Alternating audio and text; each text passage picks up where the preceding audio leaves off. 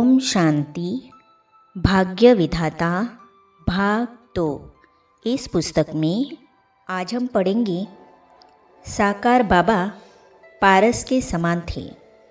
इस विषय पर ब्रह्मा कुमार शिव कुमार भाई जी अपने अनुभव सुनाते हैं। चलिए आज हम इसे पढ़ते हैं। यूँ तो पिताश्री जी का संपूर्ण जीवन ही तपस्या का रूप था। फिर भी वे प्रतिदिन प्रायः 2-2:30 बजे से विशेष तपस्या में रहते, क्योंकि यह समय विशेष वरदाता बाप से वरदानों की झोली भरने और अन्य आत्माओं को शक्ति देने का है। वे किसी भी कार्य को कल पर नहीं छोड़ते थे। उनका कहना था, कल नाम तो काल का है, अब नहीं तो कब नहीं। जो ओटो सो अर्जुन समान गायन योग्य बनता है। एक बार पिताश्री जी ने 2 बहनों को एक ही समय में सेवा पर जाने हेतु ट्रेन छूटने से 1 घंटे पहले आदेश दिया। संयोगवश दोनों बहनों ने अपने अपने कपड़े धुलाई के लिए साबुन में भिगोए हुए थे। एक बहन तो अपने कपड़े अन्य बहन को सौंपकर ठीक समय पर ट्रेन पकड़कर गंतव्य स्थान पर पहुंच गई। समय पर बाबा की आज्ञा पालन करने से आत्मा को खुशी, शक्ति और आत्मविश्वास मिलता है। दूसरी बहन ने सोचा कि बाहर पूरी तैयारी के बाद जाना चाहिए और 4 घंटे बाद बाबा के पास आई। बाबा ने पहली बहन का उदाहरण देते हुए उसे टू लेट कह दिया, क्योंकि उन दिनों यातायात की सुविधा बहुत कम थी और कम समय में निश्चित स्थान पर पहुंचना संभव नहीं था। अपने भाग्य के गुण गाते रहो।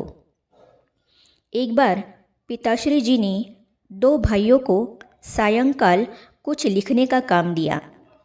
कुछ समय के पश्चात बिजली चली गई।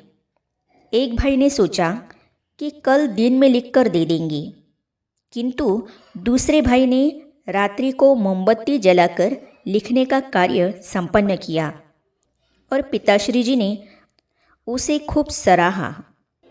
वक्त पर भगवान के कार्य में मददगार बनना बड़े भाग्य की बात है। पिताश्री जी का कहना था कि देवता बनने वालों को एक इशारा ही काफ़ी है।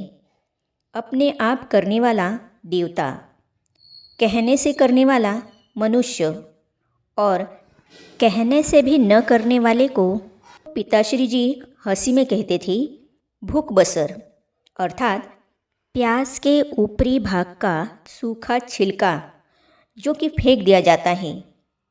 पिताश्री जी को मुरझाया हुआ चेहरा बिल्कुल पसंद नहीं था।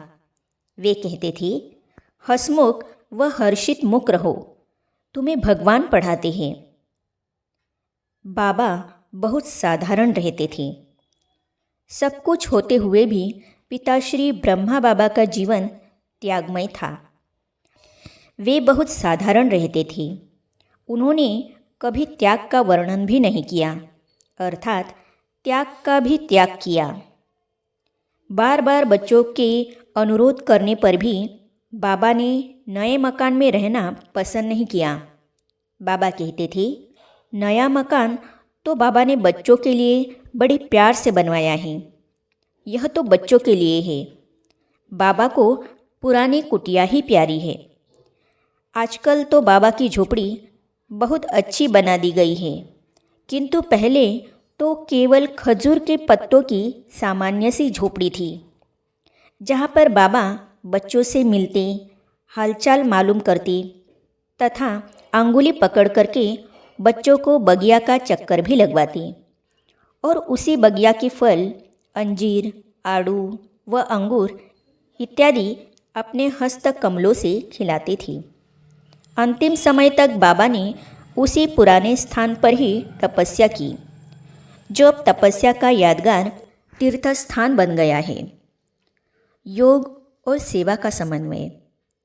अमृत वेले का योग स्वयं पिताश्री ब्रह्मा बाबा कराते थे।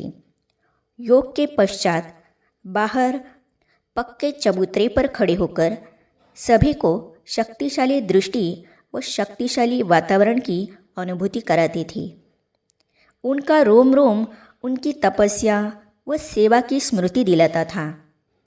कोई भी सेवा कार्य करते हुए सेवा और योग का समन्वय रखना बाबा सिखाते थे। पिताश्री जी बच्चों से मिलते व उनकी बातें सुनते, परंतु बीच बीच में अव्यक्त स्थिति व मग्न अवस्था का अनुभव भी कराते थे। बाबा कहते थे, एकांत में चक्कर लगाते हुए शिव बाबा की याद में रहना है, स्वदर्शन चक्र फिराना है। हम सोहम का मंत्र पक्का रखने से व्यर्थ से बच जाएंगे। बाबा बुजुर्ग होते हुए भी स्थूल व सूक्ष्म सभी प्रकार के कार्य की स्वयं देखरेख करते थे। उनका कहना था कि जैसा कर्म मैं करूँगा, मुझे देख और करेंगे। योगी का चेहरा भी सेवा करता है। पिताश्री का देखना, उनकी वाणी और कर्म सभी में तपस्या ही तपस्या समाई हुई थी। उनकी नींद भी सतो प्रधान योग युक्त थी, अर्थात उनका समय, श्वास, संकल्प तपस्या से युक्त थे। वे कहते थे, शिव बाबा की याद में सोएंगे तो नींद में भी चेहरे द्वारा सेवा होगी। इस पर एक जीता जागता उदाहरण है कि एक महात्मा जी मधुबन में आए। उन्होंने कहा, आप लोग ब्रह्मचारी रहते हैं या नहीं, वह हम आप लोगों की नींद से जान जाएंगी। अचानक उन्होंने रात्रि में सभी कमरों में चक्कर लगाया और स्वयं ही वर्णन किया कि आप लोगों के चेहरे से ब्रह्मचर्य दिखाई देता है। परमात्मा के साथ योगयुक्त रहने से चेहरा भी सेवा करता है। निराकारी, निर्विकारी और निरहंकारी बनो। इस विषय पर ब्रह्मा कुमार शिव कुमार भाई जी अपने अनुभव आगे सुनाते हैं, तो इसे हम पढ़ेंगे अगली कड़ी में। तो ये जानने और पढ़ने के लिए इस चैनल को सब्सक्राइब करने के साथ ही साइड में जो बेल आइकॉन है उसे भी क्लिक कीजिए, ताकि आने वाली सभी वीडियो और अब तक की सारी वीडियो आप तक पहुंचती रहेगी। ओम शांति।